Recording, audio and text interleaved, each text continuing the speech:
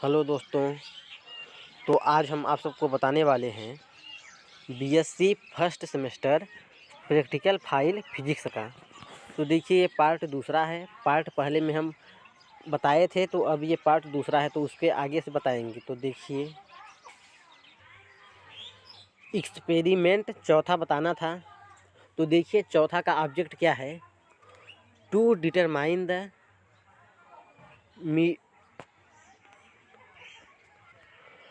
Modulus of rigidity of a wire by Maxwell needle. तो अब देखिए इसके बाद यहाँ पर ऑपरेटर्स यूज। तो देखिए ऑपरेटर्स इसमें क्या क्या लिया गया है। तो मैक्सवेल नीडल है, और उसके बाद स्क्रू गेज, यूज्ड वायर, और फिर उसके बाद मीटर स्केल है, और स्टॉप वॉच, फिजिकल वैल्यू,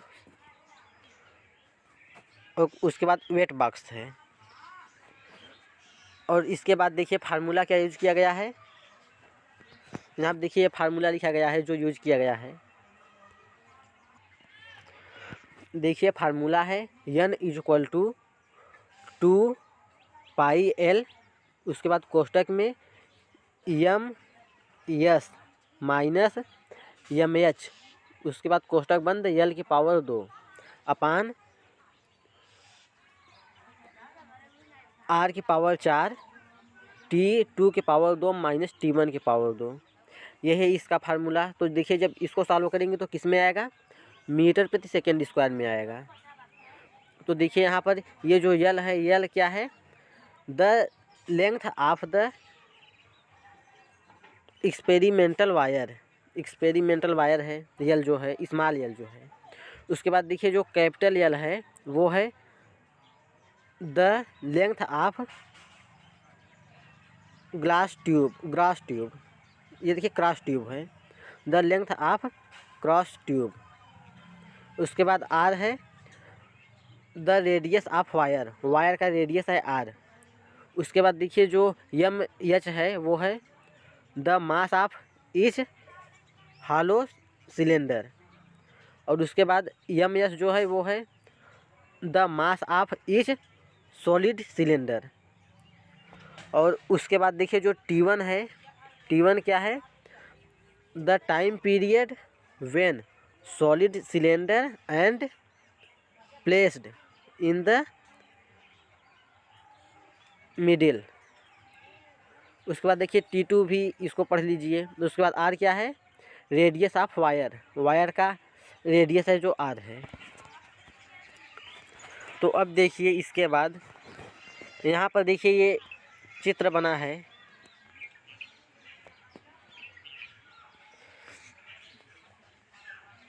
ये देखिए मैक्सवेल नीडल का चित्र है। अब इसके आगे देखिए ऑब्जर्वेशन टेबल। तो देखिए क्या है ए में, when solid cylinder are placed in the middle. जब सॉलिड सिलेंडर मिडल में है तो तब क्या आएगा। तो यहाँ देखिए ये बना है, इसको बना के लिखना है ऐसे ही। और इसके बाद देखिए यहाँ पर बी में है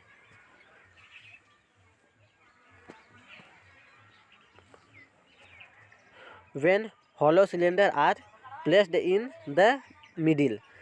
जब हॉलो सिलेंडर को जब मिडिल में कर देंगे तो क्या आएगा, उसका ये है।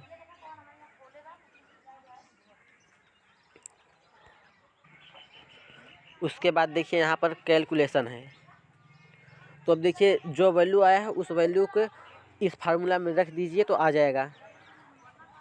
तो देखिए यहाँ पर मान क्या आया है, टाई = 0.02704912086 न्यूटन प्रति मीटर स्क्वायर। अब देखिए रिजल्ट यहाँ पर लिखा गया है, the medium of the rigidity of material of wire is, देखिए क्या है,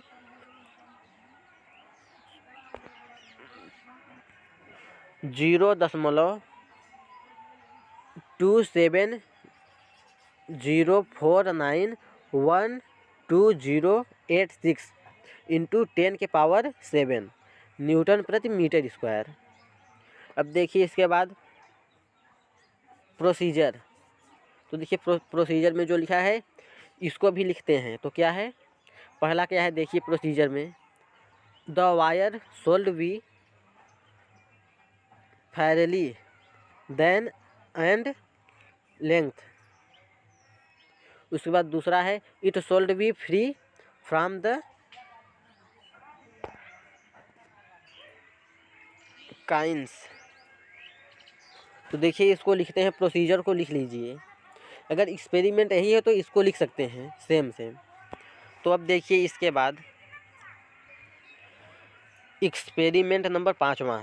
तो देखिए क्या है ऑब्जेक्ट 5वें का, to determine the height of building by sextant. तो देखिए इसमें किसका यूज किया गया है, यहाँ पर देखिए लिखा गया है ऑपरेटर्स रिक्वायरमेंट, सेक्सटेंथ, मेजरिंग टेप, उसके बाद चाक का। तो देखिए इसका फार्मूला क्या है, H1 = D/cos θ1 minus cot θ1 θ2 minus cot θ1, यही इसका फार्मूला है। तो उसके बाद देखिए यहाँ पर H = क्या है, H1 + H2। अब देखिए यहाँ पर ऑब्जर्वेशन टेबल।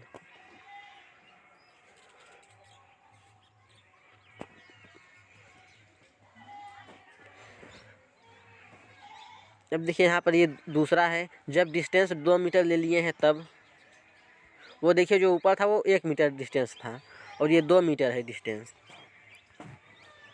यहाँ पर देखिए ये चित्र है,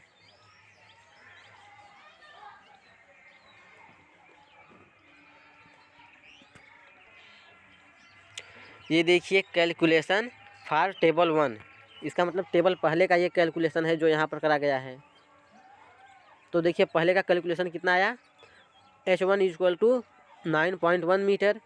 उसके बाद देखिए यहाँ पर दूसरे का कैलकुलेशन किए हैं, तो दूसरे का कैलकुलेशन कितना आया है, 10.4 मीटर। अब इसके बाद देखिए एवरेज निकाल लेंगे, तो क्या आ जाएगा एवरेज, 9.75 मीटर आ जाएगा।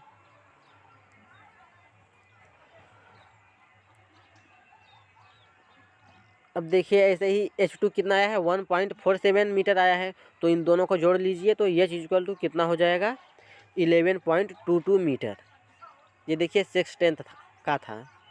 तो अब देखिए इसके बाद यहाँ पर रिजल्ट क्या है, the height of second floor of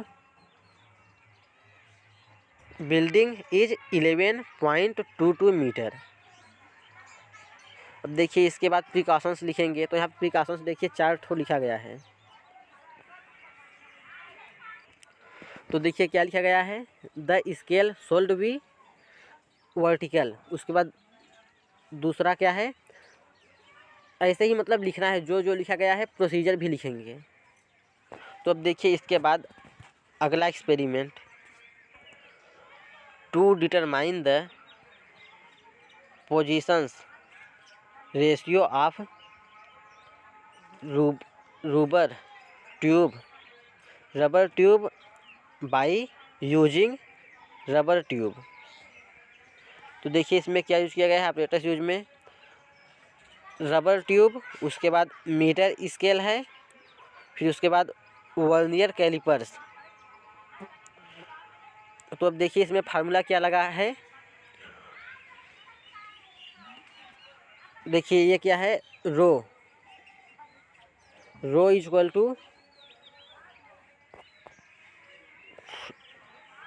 triangle D/D, उसके बाद अपान ट्रेंगल L/L है। यही देखिए फार्मूला है। तो देखिए ट्रेंगल D क्या है, चेंज इन डायमीटर। उसके बाद जो D है ये है ओरिजिनल डायमीटर है। उसके बाद ट्रेंगल L है जो ये है चेंज इन लेंथ। उसके बाद जो L है वो है ओरिजिनल लेंथ। तो इसके बाद देखिए अब यहाँ पर लिखा गया है observation table, origin length of rubber 1 meter जब है तो देखिए इसके आगे अब ये देखिए ऑब्जर्वेशन टेबल है यहाँ पर। अब इसी के बाद देखिए कैलकुलेशन, देखिए 500 ग्राम है तो कितना आया है 12.2 आया है। उसके बाद 1000 ग्राम है तो आया है 6.16। और उसके बाद 1500 ग्राम है तो आया है 4.51। ऐसे ही ले लीजिए तो देखिए यहाँ पर 2500 तक किया गया है तो कितना आया है 2.92 आया है। तो अब इन सभी का मिड निकाल लीजिए तो कितना आएगा 5.88 आएगा। तो इसके बाद देखिए अब रिजल्ट में लिखेंगे the value of position ratio of rubber tube 5.88। अब देखिए रिजल्ट के बाद प्रोसीजर लिखेंगे तो देखिए यहाँ पर प्रोसीजर लिखा गया है, ऐसे ही लिखना है। अगर ये एक्सपेरिमेंट है तो इसको लिख सकते हैं। अब देखिए एक्सपेरिमेंट नंबर 5वां है तो देखिए यहाँ पर सबसे पहले देखिए क्या लिखते हैं एक्सपेरिमेंट में, सबसे पहले ऑब्जेक्ट लिखते हैं। तो यहाँ पर देखिए ऑब्जेक्ट लिखा गया है और उसके बाद ऑपरेटर्स यूज, और उसके बाद देखिए यहाँ पर फार्मूला लिखा गया है। तो ऐसे ही लिखना है। अगर एक्सपेरिमेंट लिख रहे हैं तो सीरियल वाइज से लिखते हैं। अब देखिए इसके बाद यहाँ पर ये चित्र है इसी का,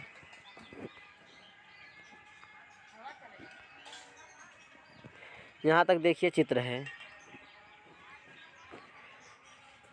इसी के बाद देखिए ऑब्जर्वेशन टेबल, तो देखिए यहाँ पर ऑब्जर्वेशन टेबल है। और अब इसी के बाद देखिए कैलकुलेशन करेंगे तो यहाँ पर देखिए कैलकुलेशन करने पर कितना आया है टाई इक्वल टू 7.8526 इंटू 10 के पावर -3, यही आया है। अब देखिए रिजल्ट में क्या लिखेंगे the coefficient of viscosity of water is 7.8526 into 10 के पावर -3 डाइन सेकेंड प्रति सेमी स्क्वायर। तो यही देखिए आया है इसका रिजल्ट। इसी के बाद देखिए प्रोसीजर, देखिए precautions and source of error, ये देखिए लिखा गया है। तो इसमें लास्ट में ये सब जरूर लिखना है कि क्या करने से त्रुटि होने की संभावना कम है। तो आज के लिए इतना ही, थैंक यू।